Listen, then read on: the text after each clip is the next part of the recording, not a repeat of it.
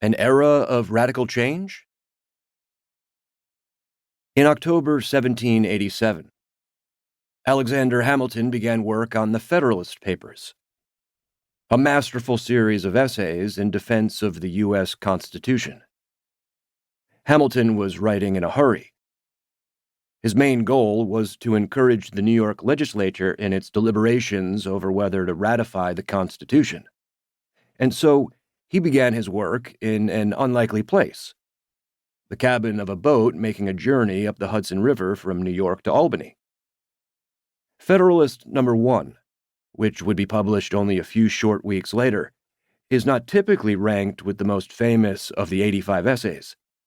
Yet it deserves to be read closely for its relevance to contemporary debates. To Hamilton, the adoption of the U.S. Constitution was about nothing less than determining whether societies of men are really capable or not of establishing good government from reflection and choice, or whether they are forever destined to depend on accident and force. Hamilton understood that in a vast and diverse country like the United States, it is impossible to reach consensus about each and every political issue, and unwise to resolve arguments by simply letting the side with more power decide.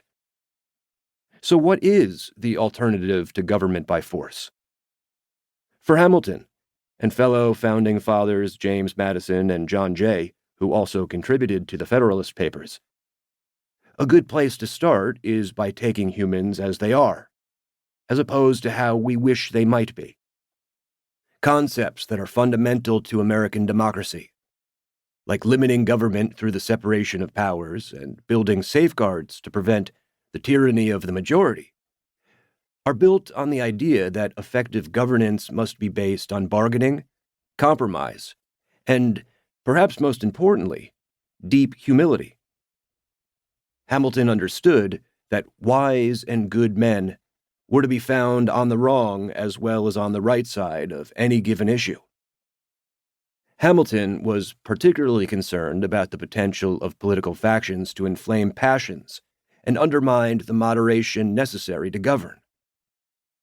He bemoaned the intolerant spirit that characterized political parties and the torrent of angry and malignant passions that accompany partisan efforts to increase converts by the loudness of their declamations and by the bitterness of their invectives.